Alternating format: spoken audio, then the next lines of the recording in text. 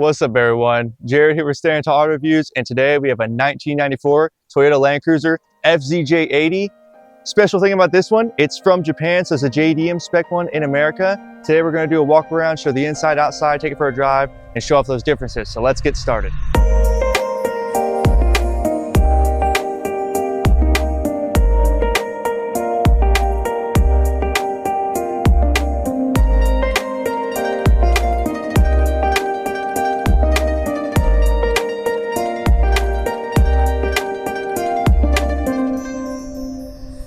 All right, everyone, so like I said, this is a Japanese model, so it's a bit different than your American model. I'll show off some of the differences. Real quick before we start, this color is ultra red. They use it in the fire trucks out in Japan, and it's a color they didn't make here, so it's very rare. Definitely sticks out compared to all the other Land Cruisers of this era, but we're gonna go ahead and show it off. So starting off, one thing that the Japanese one has, the American one doesn't have, is the little mirror over here. Definitely helps when you're driving on the right side, everyone else is on the left side. It is pretty cool.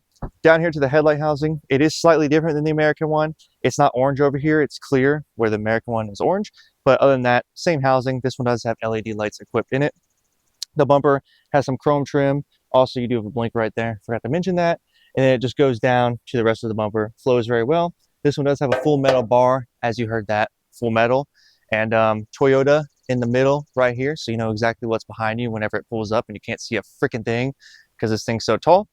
Coming over, it does flare out very nicely. I'm going to step across and show you more of that, how it does flare out. It has some rubber stripping right there, and then the flare for the bumper. Going down, these are rims you could only get in Japan, and funny enough, they're 16-inch rims, but the tires are absolutely massive. So you have LT 315, 75 R16s, and they're huge. I mean, they make a lot of noise on the road, and they look very good. Fits this vehicle very well. You do have a little mud flap over here. Coming up, another thing that Japan only got, this is a side blinker. We did not get that on the American spec models. That's pretty cool. Coming to the side, you do have your color matching mirrors. Going down, we have black strip that goes all the way across. Very basic door handles. This is 94. You do have a side step right here. That's also metal, and it looks pretty good with the vehicle. As you can see, this thing's taller than me. It is lifted, but it goes way up, and it does have a sunroof. You're not gonna be able to get that, but it's okay. There's a sunroof, we'll show it off on the inside. And you do have the rear sliding window, along with more of that fender flare and the mud flap. We do have more chrome striping back here, chrome strip I should say. LED taillights, which we will show on. These are aftermarket, but they look absolutely great. And then we have a nice steel back bumper. The exhaust, this is a big thing out in Japan to have big exhaust. This isn't just something for show. And it does actually sound really good, which we will show on the exhaust clip. Then you do have Toyota LandCruiser, Toyota, and a Toyota badge over here. It's just like the American one at that point. Rear windshield wiper also, can't forget to mention that. And then on this side, this is where your gas cap is. And normally this is where I would get in and show you the headroom, legroom, but we gotta go to the other side. So we're gonna teleport over there now. All right, everyone. So we're gonna see how 6'6" Jared fits inside. Before we do, let me show you the key. It's just a basic key. Says LandCruiser on it, and this one did have remote start added, so you do have a fob. That's not normally with this car. So going ahead, opening the door, opens up pretty easy, and we're gonna go ahead and hop in. This one does take a second. Oh Lord. Okay, and so I don't see it all the way back, but I have been in here with it all the way back. The legroom is not that great. The headroom is very great. So if you're willing to make that sacrifice to kind of squeeze your way in, you can make this thing work. I'll put the dimensions down below so you can see them. But let's go ahead, check out the interior and see some of the cool things they got in Japan that the US didn't get. All right, everyone, so getting started with that interior. Going over to the side real quick, we do have our door handle right there, along with window controls, door lock. We do have our handle right here to actually kind of grab on, and then we do have a little sway material right here and here. This one is padded. This is kind of soft touch. Mirror controls here along with light controls. We do have a vent on this side. Taking it back, steering wheel is very nice, wood trim here, here, and here, and it's a 3-spoke design with no bolsters, but it does have a little grips behind. We have our turn signal over here, light controls and windshield controls over here. We do have our cruise control down there. Ignition's on the right side. Just to show it off, this is the gauge. This being the JDM model, it is in kilometers per hour and kilometers rather than miles per hour and miles. So that is something to note, slightly different obviously from being, you know, from Japan. Going over to the side over here, we do have our auto climate system. I say auto because you do have an auto button right here, which the US spec did not get. If I'm wrong, let me know, but that is what I found. And then the rest of the climate controls, this is in Celsius. You have your center depth lock, you have your defrost, a couple more buttons over here. There is a faded button up here, which I'm not sure what it is, but I will find out and let you know as soon as I figure it out. Taking it down, we do have rear controls right here for the rear AC system. So that way, in case you want to control it and let nobody else in the back control it, you can do that. We do have the American CarPlay unit put in. That way it will work. But this is a Japanese speaker setup. It's the Carozaria, Carazi. It's one of the few. I'll put it right below that we can see it. But that's the system this one has. It's basically Pioneer's system they have out there in Japan. You do have your clock right here. You do have a little tray right there. Going down, you do have the wooden shifter with the four-wheel drive control, which is always on, but you can control high, low, and neutral. And then going over to these seats, these do have seat covers. That is something worth noting, but they're normally like suede down below. They didn't get leather seats out in Japan, but these seat covers are Toyota made seat covers, which do look really good. And coming over to the main event, so this is the coolest thing about the JDM spec of the vehicle. It has a ice maker and cooler. So down in there, it's a cooler, but also if you reach in here and kind of take this panel off, I'll put that down there, and then you just reach in, you will have little ice cube trays, and it'll make ice when you pour water in it. And there's 2 of them. So that's a pretty cool feature that only the Japanese one got. The US one did not, and it also splits into 2 different rests. And one thing I will note, this was added in because in Japan they don't really have cup holders in their vehicles, so there were cup holders added in as, you know, something to have here. And then you have a little tray right there. All right, everyone, we're gonna go and start this thing up. So like in the old car, you get your key out right here, you put your foot on the brake, key into the ignition, and once you get it in, you let it go. So here we go.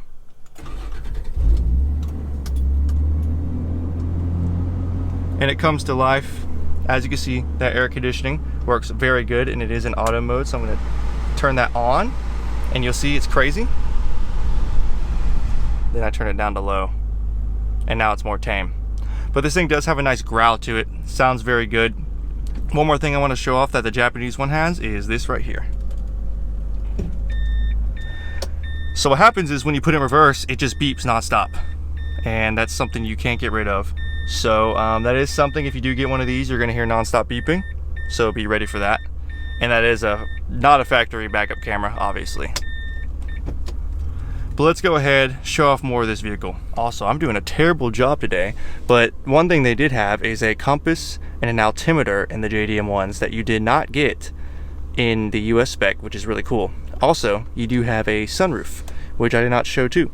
So my bad, I failed at my job, but yes, that is something that they have in the JDM spec that the US spec did not get. All right, so hopping in the back seat, I did leave the seat all the way back just like it was in the video. Let's see how a tall person can fit behind themselves. Oh goodness. Give me a second, and yeah, so it's not gonna work out that well. Just remember that, but just showing off the back, the door is kind of similar to the front. You do have your little suede padding over here. You have the speaker out. You do have a little tray they added back in here. Don't know how much you'll do back there, but it is there. And then, as the theme with these cars, there are no cup holders. So in the center armrest, there were cup holders added in. So you'll see that right here. Normally, this is just a little armrest. And overall, it's a pretty nice place to be. You know, headroom's kind of back here because it does lift up a bit, but it's decent in the back. Let's go ahead and check out the cargo space and see what you can do with it. All right, so showing off the cargo space real quick, it is pretty cool with this one. So you'll lift the top half, and that comes up so you can get easy access if you don't want to open the whole thing. And then the bottom, just kind of do your thing, and it comes down. So one thing I will note, the theme with the car, there is a lot more carpet in these than the American spec ones. It does kind of stick out more. It's apparently a status in Japan, and it just, you know, looks really good. But overall, you have plenty of room back here to do a lot of stuff. Normally, these do have 2 seats on the side, which they are coming in for this one. This one doesn't have it, so it's a good example without them. You do have the subwoofer that was installed in the back. It's a Japanese one, the Carrozzeria. If I said that wrong, please let me know. And overall, pretty nice. One more thing I want to show off before we go. There's your AC controls for the back. The tube runs down clear that we can see through. And then you do have a control section right up there. 3 vents in the back, 2 facing forward. That's pretty neat. It's something the American one also did not get. So let's go ahead and go to the next step of this video. All right, so getting started on the powertrain for this FZJ80 LandCruiser, we have the infamous 1FZ FE engine. That's a 4.5 liter inline 6, making 212 horsepower at 4,600 RPMs, 275 pound-feet of torque at 3,200 RPMs, 4-speed automatic transmission with 4-wheel drive, a dual range transfer case, and a center locking differential. For MPGs, do not expect anything great. You're going to get 11 in the city, 14 on the highway, 12 combined with a 25.1 gallon tank. For some of the upgrades that this one has had, you have Pro Comp shocks and springs, front and rear stabilizer bars were upgraded, and you have a Saxon shell muffler to give it that nice tone when you're going down the road.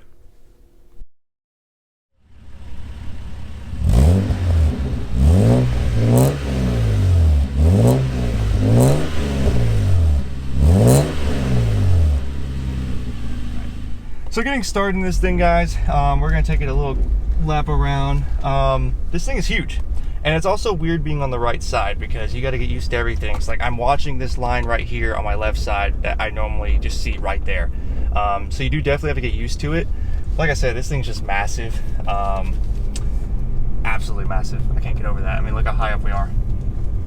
But we're gonna go down here, take a little lap.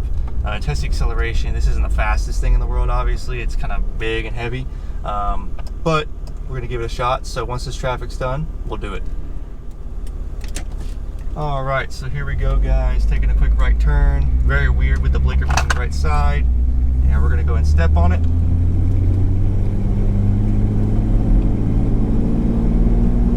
And we're not even going super fast. We are going 40 kilometers per hour, I should say. So we're definitely not going 40 miles per hour. One thing I will say with the setup this thing has, you can definitely feel it swaying whenever you're driving, so that does take getting used to. It does have a very nice sound to it. That is one thing I will note. Very nice sound. That exhaust does its job. And I mean, when you're driving this, you just feel like you're in an absolute tank. Like everyone's just smaller. You feel like you run everything over. And let's test those brakes. So coming up, hitting the brakes. And they do pretty good for how heavy this thing is. We'll go and stop and let these people go. And we'll kind of give it a little punch again.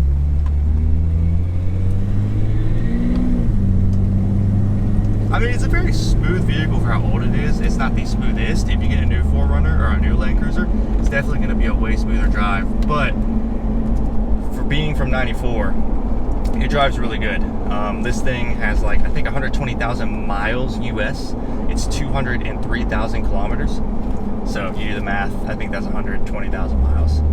I'm saying a lot because I'm trying to think of stuff to say. One thing I will note after driving is the legroom is a little cramped, more than I thought it would be. So if I move my leg to the left, I'm gonna hit the shifter.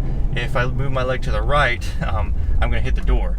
So that is one thing. If you are a tall person, and I'll let these people go, you do have to get used to that because it definitely does feel like it's getting in the way. All right, so just gonna go ahead and give my final thoughts on this. If you've never driven a car that's right-hand drive and you're getting one for the first time, it's gonna take some getting used to. I've already almost hit what I think is the blinker a million times, and apparently I'm riding the middle line nonstop.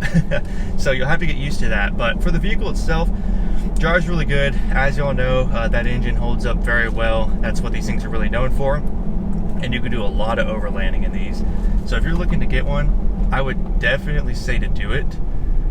Definitely. Even if it's a JDM one, you just have to check the market, make sure you check for rust. Thank you all so much for watching this video. If you did enjoy it, let me know in the comments below. If you have an LX 450 or if you have the LandCruiser, the US spec, let me know how it compares to yours. Hopefully you notice some of the differences and think it's pretty neat. If you're interested in one of these, comment down below if you are.